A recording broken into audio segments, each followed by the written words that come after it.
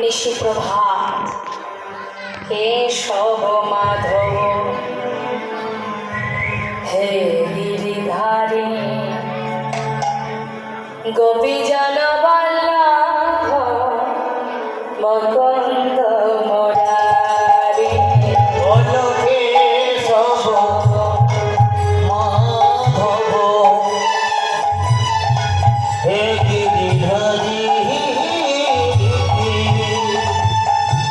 গোপীজন বল্লভ মুকুন্দ সুরে তুমি শ্রীরাধারে বামে লয়ে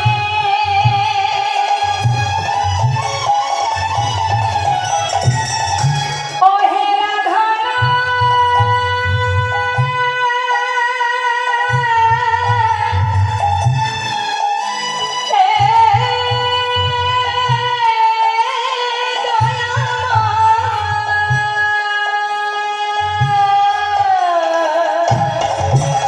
তুমি শ্রীরাধারে বামে লয়ে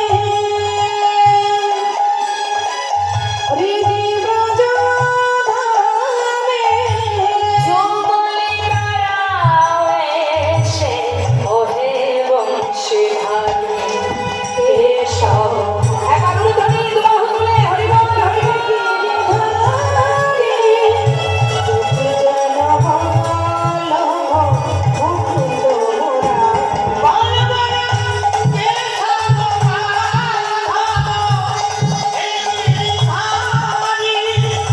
গোপীজন বল্লভ মুকুন্দ মুরারি হে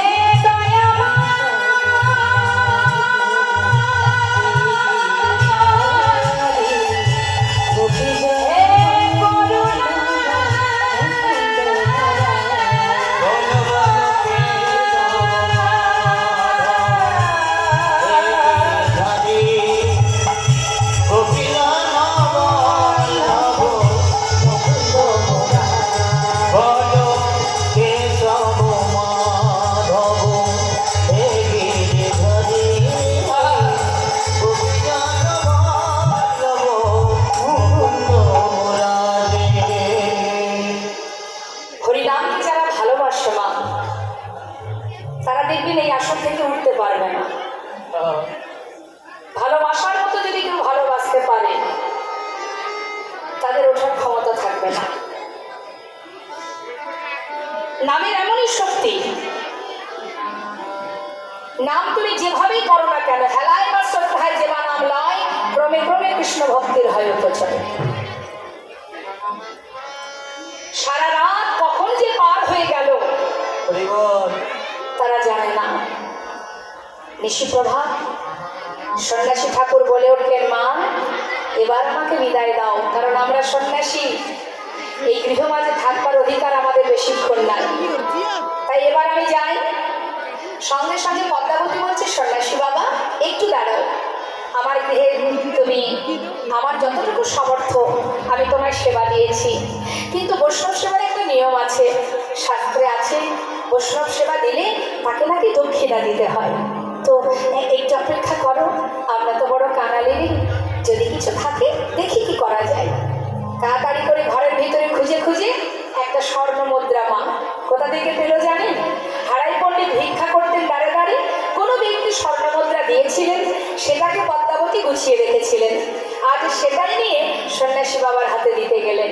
সন্ন্যাসী ঠাকুর বললেন, দেখো মা, আমরা তো সন্ন্যাসী, কামিনী কাঞ্চন আমরা কি করবো বলো?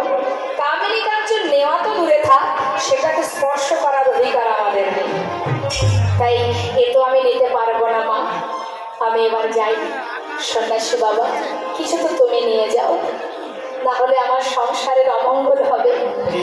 এত কষ্ট করে বৈষ্ণব সেবা দিলাম, সেই সেবার কোনো ফল যে আমি পাবো না, তোমার যে সেবা বৃথা হবে।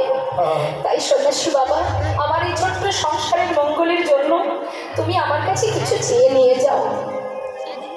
মা তোমার কাছে চাইবো? আচ্ছা, যদি আমি তোমার কাছে কিছু চাই আমাকে দেবে তো? সন্ন্যাসী ঠাকুর, কেন দেব না? তুমি চাইলে আমি দেব না? বলো।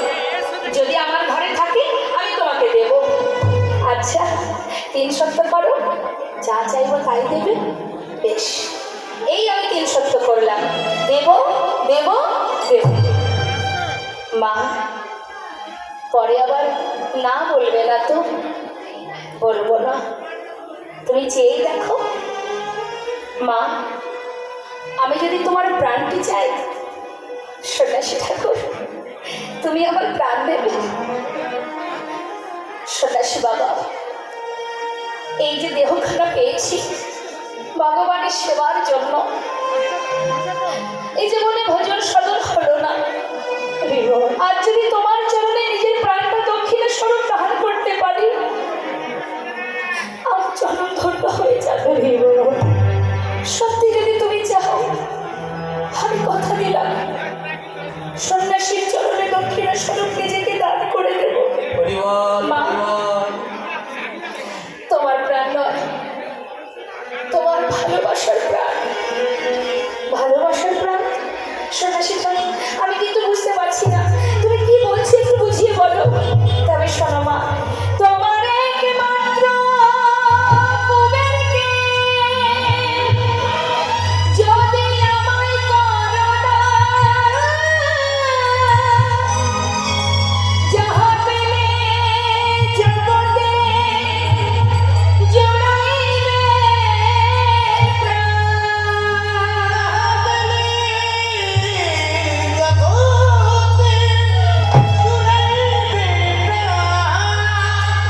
সন্ন্যাসী ঠাকুর, কি বললে তুমি? আমার পুত্রকে কি করে চাইলে তুমি?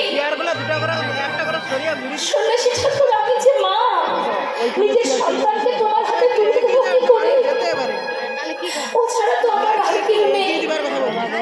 ওকে যদি তুমি নিয়ে যাবে, আমি কি নিয়ে বাঁচবো? সন্ন্যাসী ঠাকুর, তুমি আমায় নিয়ে নাও, কিন্তু আমার সন্তানকে ছেড়ো না।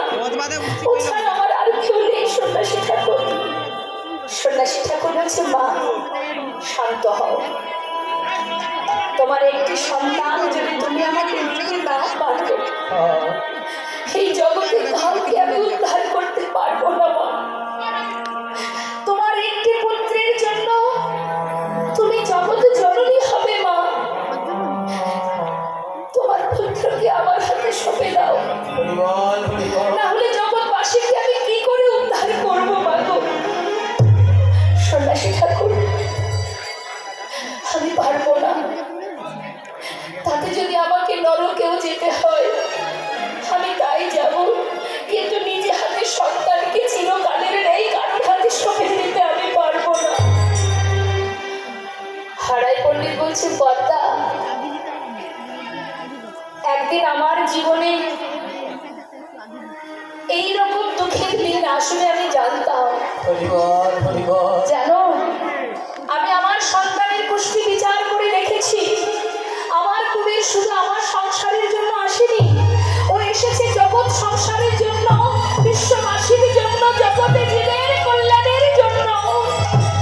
পদ্মা, আজ যদি তুমি তোমার সন্তানকে ধরে রাখো, আজ না হোক কাল সে আবার তোমায় ফেলে চলে যাবে। পদ্মা, তুমি বিদায় দাও। ছোট্ট 12 বছরের ছেলে কুবের বলে উঠলেন, মা আজ তোমার চোখে জল কেন? মা, তুমি কাঁদছো কেন?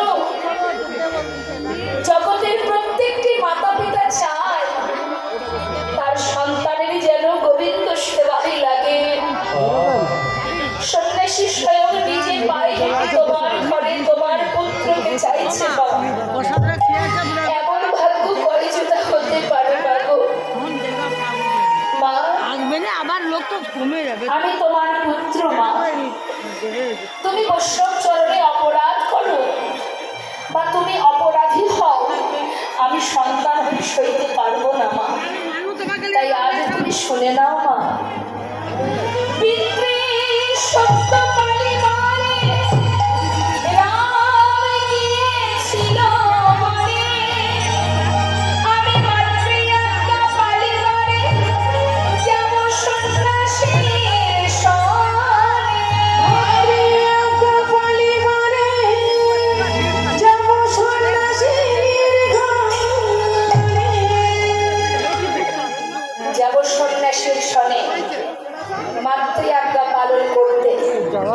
বিদায় দাও মা, আমি চলে যাই। রাস্তা আছে, যাও ভিতর মা, রাস্তা আছে, যাও।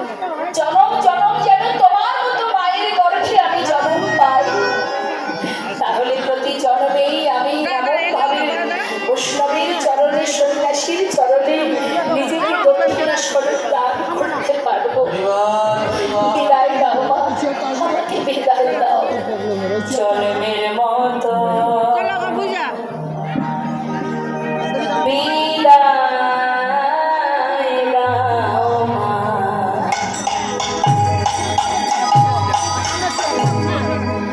আমি এ দেশ ছেড়ে ওইখানে বসে রয়েছে। যাই গো চলে মা। জন্মের মতো বিদায় দাও। হরি বল, হরি বল। খেতে যাবে না। বড় পিসিকে জিজ্ঞাসা করো। যাই গো চলে মাগো, জন্মের মতো বিদায় দাও। ও মা, তুমি পারো যদি আমায় মনে রেখো, মা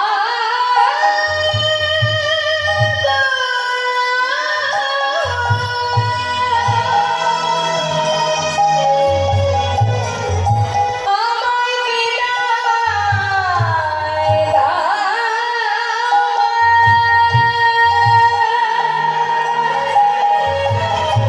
বিদায় দাও,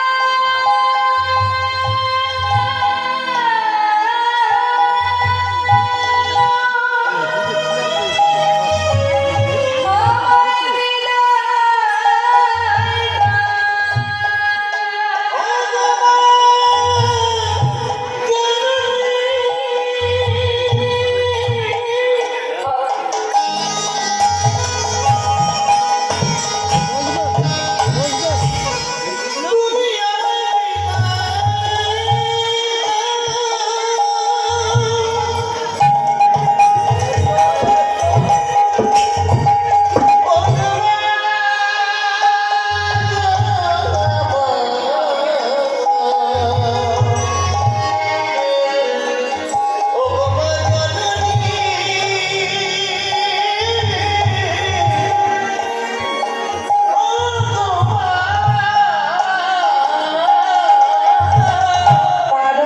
পারো যদি আমায় মনে রেখো,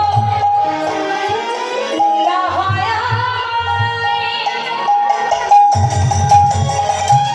তুমি ভুলে যেও মা গো, এই দেখা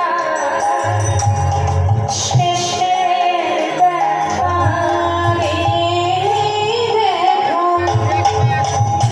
শেষে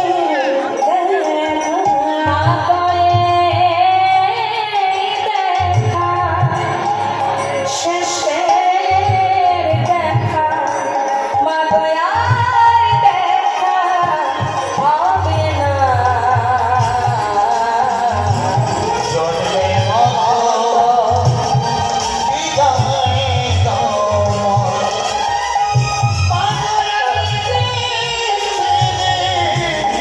সন্ন্যাসী হব।